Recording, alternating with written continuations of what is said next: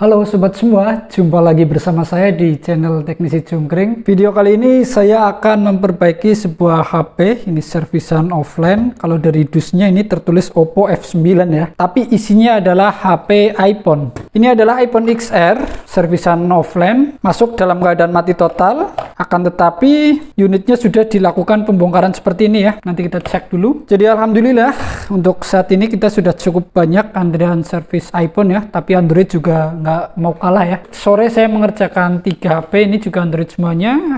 3 unit Poco X3 Pro semuanya ya. Ini sudah nyala semuanya. Jadi yang satu itu masih segel utuh, perbaikannya lebih cepat. Yang satu udah pakai servis cukup berantakan, alhamdulillah masih bisa diperbaiki. Kemudian yang ketiga ini bekas dipanasi, RAM, CPU sama UFS-nya kena imbas panas semuanya, alhamdulillah masih bisa diperbaiki. 3 unit nyala normal. Kemudian saya sekarang ingin mengerjakan HP iPhone. Jadi ini ada servisan offline iPhone XR, saya coba buatkan konten, masuk dalam keadaan sudah dibongkar-bongkar seperti ini. Kita cek ini baterainya, LCD-nya. Oh, sepertinya baterainya ada 2. Coba kita lihat. Ya, benar sekali. Baterainya ada 2. Mungkin ini originalnya. Ini baterai baru dari Hippo cukup bagus ya. Kemudian ini ada perangkatnya. Ada magnetnya juga ya. Saya curiga kalau ada magnetnya kayak gini, yang bongkar ini bukan user biasa ya. Kemungkinan dia teknisi juga atau mungkin belajar servis HP. Saya tidak tahu ya. Dia kasih magnet supaya bautnya nggak pada hilang seperti ini. Menarik. Keterangannya sih mati total. Ini akan kita coba pasang. Ini ada konektor LCD. Konektor LCD sudah terpasang, saya akan coba pasang baterainya juga. Ini saya pasang yang sepertinya originalnya terlebih dahulu. Kita pasang baterainya original, kita coba tekan tombol power. Bismillahirrahmanirrahim. Dan dia tidak ada respon apapun, kita coba hubungkan ke pengecasan. Ada konsumsi arus 0,6 ampere. Tapi HP-nya tetap tidak menyala. Coba sekarang saya ganti baterainya dengan yang baru. Barangkali ini baterai rusak, sudah disiapkan baterai baru oleh usernya ya. Baiklah, ini baterai barunya sudah terpasang. Kita coba tekan tombol power. Bismillahirrahmanirrahim.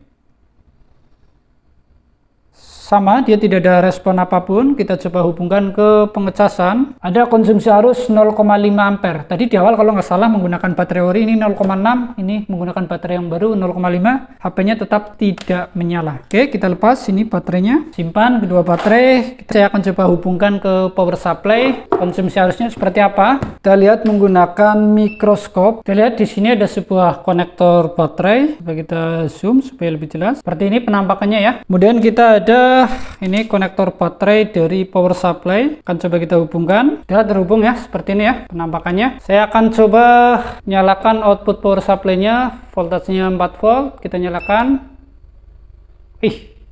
Langsung ada konsumsi arus. Coba kita lihat sekali lagi. Ada konsumsi arus 1 ampere lebih, kemudian turun ke 0,8 ampere. Ini artinya mesinnya ada konslet ya. Untuk mengatasi mesin yang konslet seperti ini, saya akan siapkan alat. Ini ada thermal kamera Sunshine TB08 Pro. Coba nyalakan thermal kamera. Kemudian kita akan hubungkan ke HP. Jadi ini tampilannya, outputnya bisa di LCD HP ya. Caranya adalah kita hubungkan dulu ini WiFi HP-nya ke WiFi thermal kamera. Ya, sudah terhubung. Kemudian kita buka aplikasinya, aplikasi dari Sunshine. Dan ya, ini sudah terhubung dengan thermal kameranya. Seperti ini ya. Coba saya taruh tangan di sini. Nah, itu kan kelihatan di HP saya ya. Kita angkat tangannya, dia hilang. Panasnya membekas ya. Sekarang saya akan gunakan untuk mencari panas pada HP ini ya. Kita letakkan seperti ini. Kelihatan ya komponen HP-nya ya. Kemudian kita akan tekan tombol output power supply-nya. Kita tekan tombol on. Apakah ada yang kelihatan panas? Oh iya, ada ya. Coba kita lihat menggunakan pinset. Ada di sebelah sini ya. Kalau di HP ya kelihatan, kalau di thermal kamera berarti sebelah sini. Ini terlihat panas ya. Oke, sudah berhasil kita tunjuk area yang panas. Sementara kita simpan dulu ini thermal kameranya. Tadi yang panas, kalau hasil ditunjukkan dari thermal kamera itu sekitar pojokan sini ya. Mungkin di balik kaleng ini atau di mesin di bawahnya. Mungkin ada yang penasaran cara kerja sistem thermal kamera ini ya. Jadi gini, normalnya HP ketika dihubungkan ke power supply, kita tidak menekan tombol on off, off itu tidak boleh ada konsumsi arus. Saya ulangi, normalnya HP ketika kita hubungkan ke power supply, sebelum kita tekan tombol on off pada HP, tidak boleh ada konsumsi arus. Akan tetapi pada mesin yang sedang kita kerjakan ini, tadi terlihat ada konsumsi arus, pertamanya 1 ampere, kemudian turun ke 0,8 ampere. Ketika ada konsumsi arus seperti itu, artinya ada konslet atau kebocoran arus. Ketika bocor arusnya itu semakin tinggi, maka komponen yang bocor arus itu akan semakin panas. Saya ulangi, ketika bocor arusnya semakin tinggi, maka komponen penyebab konslet atau penyebab bocor arusnya akan semakin panas. Sebaliknya, apabila bocor arusnya hanya sedikit, sekitar 10 mA atau 15 mA, itu dia tidak begitu panas. Jadi susah untuk dideteksi ya kalau bocor arusnya kecil. Ini kebetulan bocor arusnya besar. Tadi kita lihat menggunakan bantuan thermal kamera, terlihat di pojokan sini. Sekarang saya akan coba bongkar unitnya. Kita lepas semua konektor. Dan ini dia mesin iPhone XR kondisi mati total, sudah berhasil kita lepas dari perangkatnya ya. Saya lihat lagi menggunakan mikroskop. Tadi yang terdeteksi panas berdasarkan thermal kamera itu sekitar area sini ya. Ini kan di balik kaleng ini ada komponen, kemudian di baliknya juga ada komponen. Jadi kita harus berhati-hati ya. Kita akan lepas dulu nih pelapis anti panasnya supaya tidak rusak. Langkah berikutnya yang akan saya lakukan adalah saya coba melepas kaleng ini ya. Ini kalengnya akan saya lepas supaya saya bisa melihat komponen yang berada di balik kaleng tersebut. Tadi di awal kita menunjukkan menggunakan HP, sekarang kita akan tunjukkan menggunakan komputer supaya bisa lebih jelas ya. Ini kita hubungkan melalui USB thermal kameranya, kemudian kita buka. Ini dia sudah terhubung dengan aplikasi dari Sunshine ya. Ini sudah terlihat. Kita nyalakan power supply. Dan jelas sekali panas sebuah komponen. Ini kita tunjuk dengan pinset, ternyata sebuah lilitan. Waduh, saya akan cari tahu lilitan apakah ini. Sekarang saya akan coba buka bagian skematik. Kali ini saya gunakan Orion skematik. Kita akan coba buka bagian Apple iPhone XR. Ini dia iPhone XR, kemudian kita ke bagian bitmapnya. Tadi yang terlihat panas lilitan ini ternyata setelah kita cek di skematik, ini adalah PEP video domain. Ini dia yang kita maksud, lilitan ini terhubung ke kapasitor di sebelahnya. Akan saya coba ukur kapasitor di sebelahnya, dan ternyata ada hambatan 0,3 ya, artinya ini jalurnya tidak konslet. Kita akan cek juga jalur PP video debus di atasnya ya, ada berapa itu, 4 kapasitor jalur PP video debus, kita ukur, dan ternyata yang konslet adalah PP video debus ya.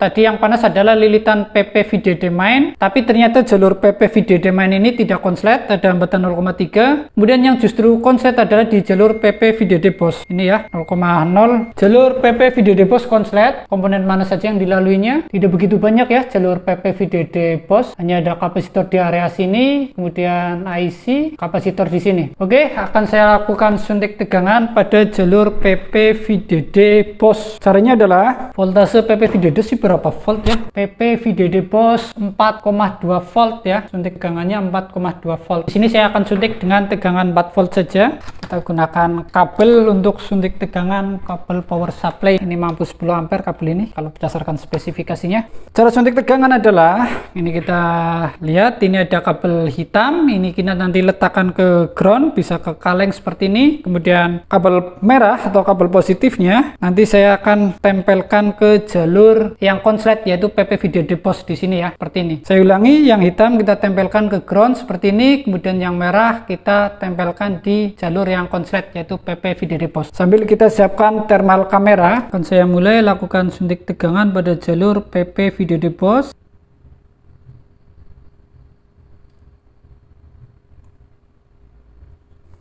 Sudah kelihatan yang konslet ya. Saya ulangi lagi, kita perhatikan thermal kamera ya. Ini kita tempelkan seperti ini, dan kita hubungkan. Ya, ada kapasitor di sebelahnya yang kita lakukan suntik tegangan, dia terlihat sangat panas. Kita akan lihat menggunakan mikroskop ya. Kapasitor yang dimaksud, ini tadi ya, yang panas di thermal kamera. Kita akan coba taburkan rosin.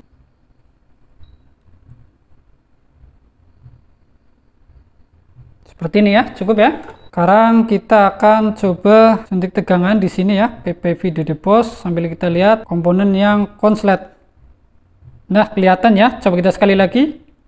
Tuh, Kelihatan sekali kapasitor yang konslet, sudah ketemu penyebab PP VDD-BOS konslet, yaitu sebuah kapasitor ini berada di dekat IC CPU. Ini akan kita buang, ini harus sangat hati-hati ya, kita cungkil, ini posisinya agak susah. Ini dia, kapasitornya sudah berhasil kita lepas ya. Sekarang saya akan coba kembali ukur jalur PP VDD-BOS. Tadinya ini konslet, kita buang kapasitornya. Satu, kita ukur lagi jalur PP VDD-BOS. Dan ya, dia sudah ada tegangan hambatan 0,3. Artinya jalur PP VDD-BOS ini sudah kembali aktif ya. Kita agak bersihkan bekas rosinnya. Udah ya, ini udah cukup bersih. Pertanyaan paling sering ditanyakan, kapasitornya cukup dibuang atau harus diganti? Nah, jawabannya ya ini ya. Dibuang saja itu boleh, aman, normal. Kalau diganti silahkan. Akan tetapi di sini saya tidak melakukan penggantian kapasitor. Kenapa saya tidak melakukan penggantian kapasitor? Karena posisinya ini susah ya kalau kita ganti kapasitor ya. Ini kita harus membawakan lemnya, kita buang dulu, kita taruh kapasitor, kita blower, dan posisinya sangat dekat dengan IC CPU. Nanti kalau kita pasang kapasitor, CPU-nya kepanasan malah mati, repot ya. Makanya saya putuskan ini kapasitornya tidak saya ganti dan itu aman kok. Sekarang saya akan coba hubungkan mesin ke power supply. Kembali saya hubungkan, apakah dia masih konslet setelah kita buang kapasitor di jalur PP VDD-BOS. Dia sudah terhubung, kita coba tekan tombol power supply-nya dan dia sudah 00 ya, sudah tidak ada konsumsi arus. Ini posisi sudah nyala ya, artinya jalur baterai pun sudah tidak bocor arus. Berarti benar ya, penyebabnya adalah dari jalur PP VDD-BOS. Ini nanti kalengnya bisa kita pasang lagi menggunakan solder. Sebelumnya kita akan coba pasang dulu mesinnya ke perangkat, apakah dia sudah berhasil menyala atau belum. Mesin sudah berhasil kita pasang ke perangkat. Kita pasang baterai originalnya. Sekarang saya akan coba hubungkan kabel pengecasan. Seperti apa kondisinya? Hubungan pengecasan. Bismillahirrahmanirrahim. Ada konsumsi arus. Wih, muncul logo Apple guys. 0,7 muncul logo Apple. Lah kok mati lagi? Muncul logo Apple lagi. Apakah ini baterainya rusak? Kita coba sambil tekan konektor baterainya. Kalau kita sambil tekan konektor baterai, ini logo Apple-nya lebih lama, tidak langsung mati. Jadi kemungkinan ini konektor baterainya agak koyak ya, kalau pernah dibongkar. Kita tunggu dulu, itu konsumsi arusnya sudah 2,5 ampere. Ini kita menggunakan baterai originalnya ya, yang baru dari Hippo, itu belum kita pasang. Loh, tadi sempat nyala loh. Ya, benar sekali, ini konektor baterai sepertinya koneksinya sudah kurang bagus ya. Terus saya pasang baterai yang baru saja, konektornya sudah kurang presisi. Bisa diperbaiki, itu bisa, tapi karena ini supaya ngeceknya lebih mudah, kita pasang baterai yang baru terlebih dahulu saja. Dia sudah terpasang, kita kembali hubungkan ke pengecasan. Bismillahirrahmanirrahim. Muncul logo Apple, konsumsi arusnya langsung 2 ampere, 2,3 ya. Jadi ini bekas dibongkar, ini diperbaiki bisa ya, nanti tergantung usernya pengen pakai baterai original atau baterai barunya. Kita tunggu dia bisa sampai ke menu atau tidak.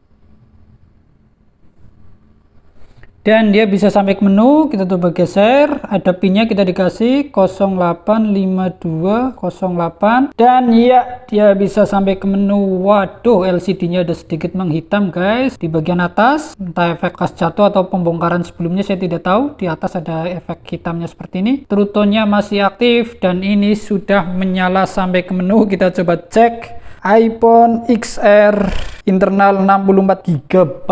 Alhamdulillah dia sudah berhasil menyala ya. Ini nanti tinggal kita konfirmasikan ke user mau pakai baterai baru atau baterai yang lama. Saya yakin ini masih bisa diperbaiki ya.